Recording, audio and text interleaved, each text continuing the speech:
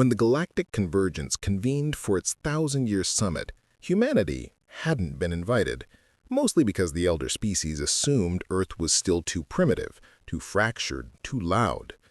The convocation hall shimmered with delegates from systems spanning nebulae, each arguing over trade wars, border disputes, and energy treaties no one could agree on. Then, without warning, the entire structure shook. A ripple of gravitational distortion flared across the chamber, and in strode, a delegation of humans wearing mismatched gear and nervous smiles.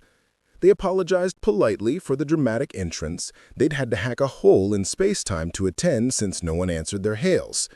The elder races watched in horror as humans casually set up a holoprojector that solved, in 12 bullet points, several centuries of political deadlock.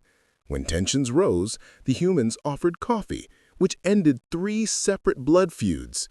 When a debate nearly escalated to violence, a human mediator calmly asked one question: "What's actually bothering you?" And the room fell into stunned silence because no one had ever thought to ask that before. By the summit's end, the humans had brokered peace, drafted new protocols, and been unanimously elected to chair the next meeting. The galaxy learned 2 things that day. 1, humans do not wait for invitations. And 2, once they show up, everyone else is better off just following their lead. When the Dravkul Empire launched their synchronized orbital strikes on Earth, their generals predicted a clean 30-hour conquest. They had subjugated dozens of worlds with superior technology, overwhelming presence, and psychological terror tactics. They expected humanity to break fast. Instead, communications officers began reporting impossible things. Human pilots flying crippled aircraft back into combat, civilians coordinating supply lines faster than Dravkul logistics AIs, and entire nations adapting strategies mid-battle without central command. Worse, captured human soldiers kept escaping, sometimes within minutes, sometimes in groups, sometimes in ways so clever the Dravkul started triple-locking everything.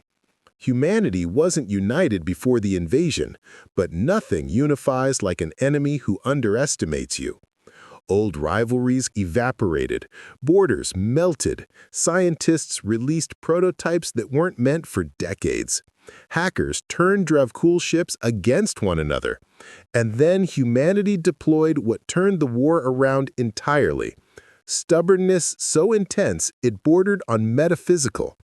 Long after the Dravkul expected surrender, humans kept fighting, rebuilding, advancing. In the end, the Empire retreated not because they were defeated in battle, but because they realized humans were a species that simply refused to give up. And any empire trying to conquer them would eventually fall apart from exhaustion. The Dravkul fled, Earth stood victorious, and the galaxy quietly rewrote its threat assessments.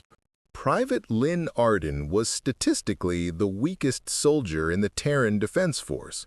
Low scores, slow reflexes, and a history of panic attacks during training. But when Lynn was stationed on a joint base of mixed species, things took an unexpected turn. An alien cadet fell ill from a pathogen no one could diagnose, and Lynn, too anxious to follow orders incorrectly, began asking questions. Lots of them.